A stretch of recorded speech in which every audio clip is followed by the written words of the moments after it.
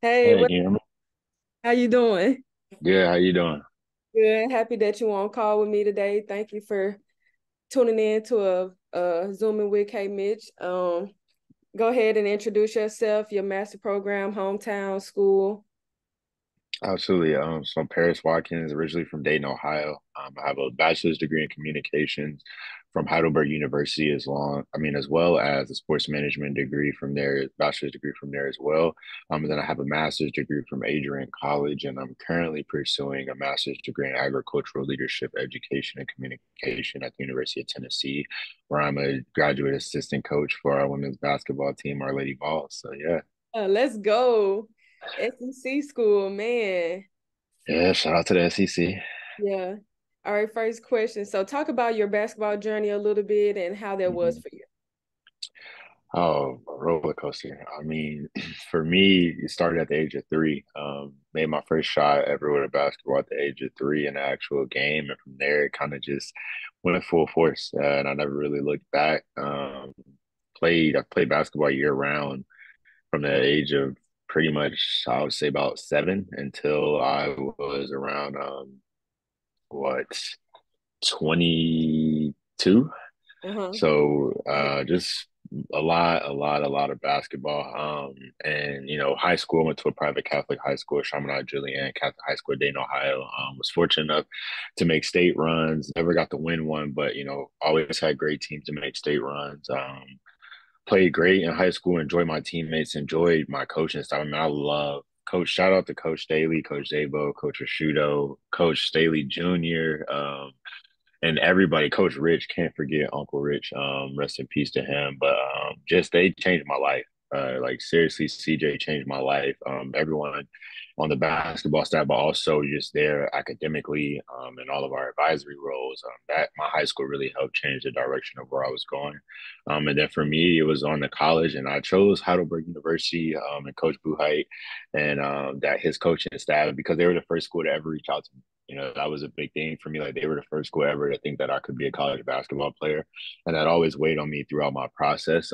So decided to go with them at Heidelberg University in Tiffin, Ohio, and grateful for it to this day. Basketball on the court and off the court.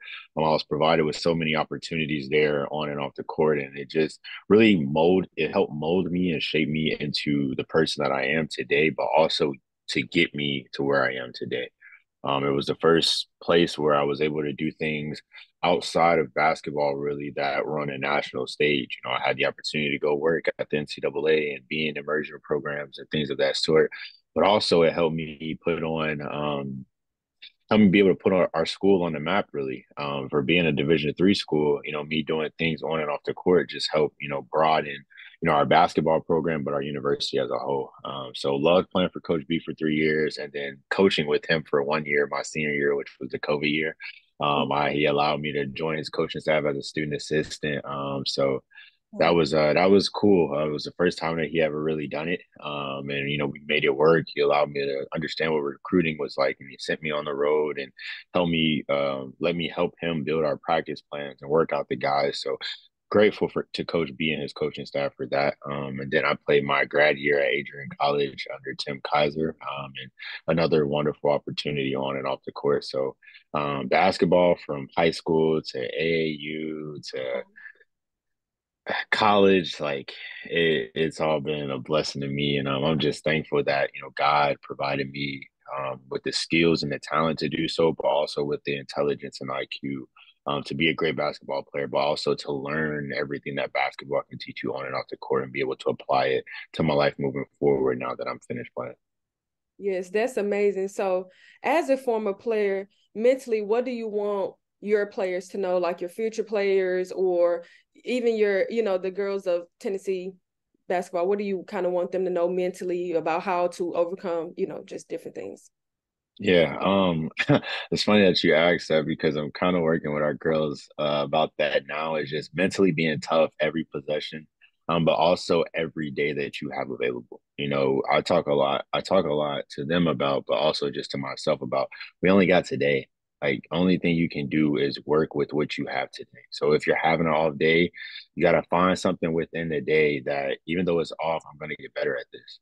And our girls have taken heed to that, throughout our summer workouts this year. And we've seen a lot of progression and development in a positive light. So just mentally, just, attacking each day for what it is, being where your feet are, but just mentally staying strong each possession. Every possession is not going to be the best one. You're going to have turnovers. You're going to dribble the ball off your foot. You're going to miss shots.